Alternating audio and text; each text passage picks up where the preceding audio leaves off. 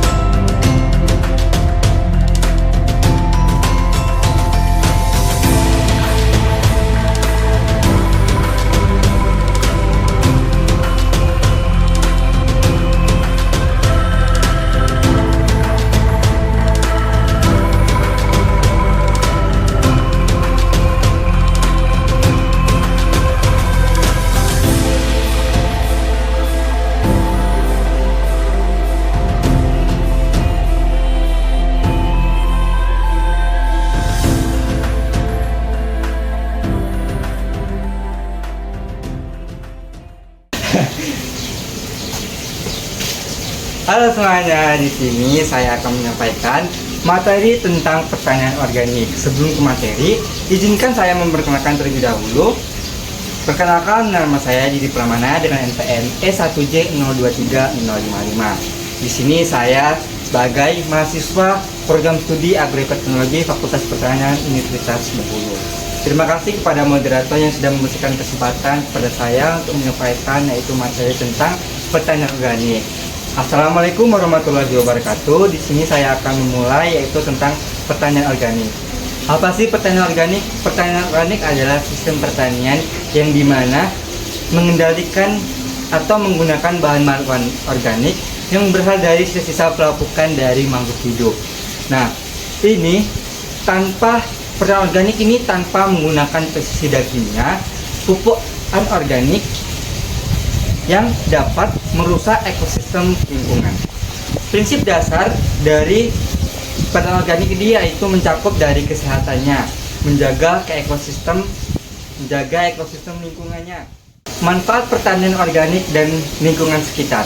Pertanian organik ini memiliki banyak manfaat yang dimana dapat menjaga kesuburan tanah, menjaga terkontaminasi air dan udara, karena pertanian organik ini tidak menggunakan bahan-bahan kimia yang berasal dari pestisida sintetis maupun pupuk sintetis. Nah, di sini hasil dari pertanian organik ini bebas dari residu dari bahan-bahan pestisida organik sehingga memiliki nutrisi yang banyak dan kandungan nutrisi yang sehat. Perbedaan pertanian organik dan pertanian konvensional.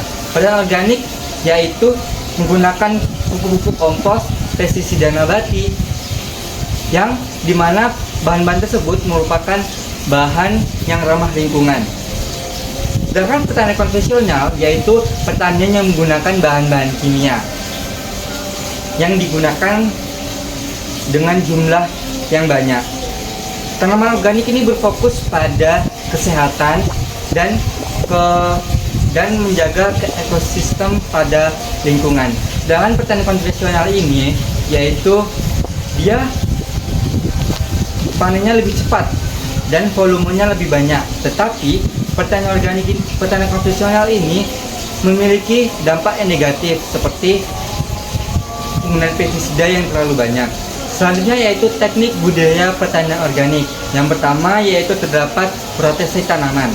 Yang kedua yaitu tumpang sari, dan yang ketiga yaitu penanaman dengan penutup tanah, dan yang terakhir yaitu penggunaan mulsa organik. Yang pertama rotasi tanaman, yang dimana rotasi tanam ini berfungsi sebagai alih fungsi tanaman. Misalnya tanaman pertama ditanam dengan tanaman cabai, dan musim selanjutnya akan ditanam dengan tanaman jagung. Selanjutnya yaitu tumpang sari, yang dimana tumpang sari ini mengkombinasikan beberapa tanaman dalam satu lahan, yang dimana fungsi dari tumpang sari ini yaitu mengoptimalkan lahan-lahan sempit. Selanjutnya yaitu tanaman penutup tanah, yang dimana sering kita lakukan yaitu penggunaan penutup tanah, yaitu menggunakan tanaman kacang-kacangan. Penggunaan mulsa organik, yang dimana penggunaan mulsa organik ini yang sering dilakukan yaitu menggunakan jerami, atau bisa dilakukan dengan sisa-sisa daun ataupun pelepah pada suatu tanaman, pohon ataupun tanaman lainnya. Selanjutnya yaitu pengolahan tanah dan pupuk organik. Pengolahan tanah yang sering dilakukan dalam pertanian organik yaitu dengan cara menggunakan pupuk-pupuk dari bahan-bahan organik, seperti yang pertama pupuk kandang, yang kedua yaitu pupuk bokasi, selanjutnya yaitu kompos, dan pupuk-pupuk alami dari dari sisa-sisa tanaman. Fungsi dari pupuk organik tadi yaitu untuk memperbaiki struktur dan peningkatan bahan-bahan organik atau mikroorganisme yang berada di dalam tanah. Cara pembuatan pupuk organik yaitu yang pertama, siapkan alat seperti parang, cangkul, ember, dan terpal. Yang kedua yaitu bahan yang kita gunakan yaitu pupuk organik, sisa-sisa pelapukan seperti daun lantoro, pupuk kandang, selanjutnya jerami, lanjut yaitu M4. Nah, caranya yaitu yang pertama, cacah bahan organik tersebut, cacah bahan alami dari sisa tanaman. Terus udah dicacah, lalu letakkan pada tempat yang luas, lalu di atasnya ditumpuk dengan bahan-bahan kering seperti daun-daun kering. Layer selanjutnya yaitu letakkan pupuk kandang, lalu tutup bahan organik tersebut menggunakan terpal. Dan ditutup dengan rapat, sebaiknya tidak dibuka dalam waktu 1 sampai 2 minggu, tetapi dicek berkala pupuk tersebut. Nah, untuk 1 minggu sekali itu dilakukan pengadukan pada pupuk tersebut. Selanjutnya yaitu pengendalian hama dan penyakit pada pertanian organik ini. Yang pertama, kita menggunakan pestisida nabati, yang dimana pestisida nabati ini kita dapatkan sendiri yang berasal dari limbah-limbah organik, limbah-limbah rumah tangga seperti cabai, sisa-sisa cabai, ataupun sisa kulit dari bawang merah ataupun bawang putih. Itu kita rendam dengan air, lalu kita tunggu hingga 1 hari ataupun 2 hari, lalu kita saring, masukkan ke dalam semprotan. Nah, ketika sudah dimasukkan ke dalam semprotan, langsung aplikasikan kepada tanaman. Selanjutnya yaitu menggunakan predator alami, yang dimana kita memancing predator alami. Contoh seperti pada tanaman cabai terdapat belalang. Nah, belalang tersebut nantinya akan dimakan oleh burung ataupun predator lainnya. Misalkan semut juga bisa dimakan dengan predator lain seperti laba-laba.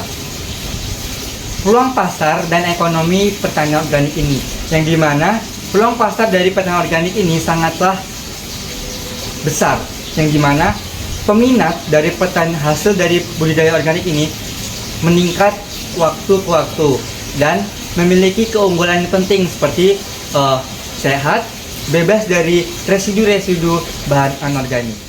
Itulah materi singkat tentang pertanian organik. Jika terdapat kesalahan, saya mohon maaf. Saya akhiri. Wassalamualaikum warahmatullahi wabarakatuh.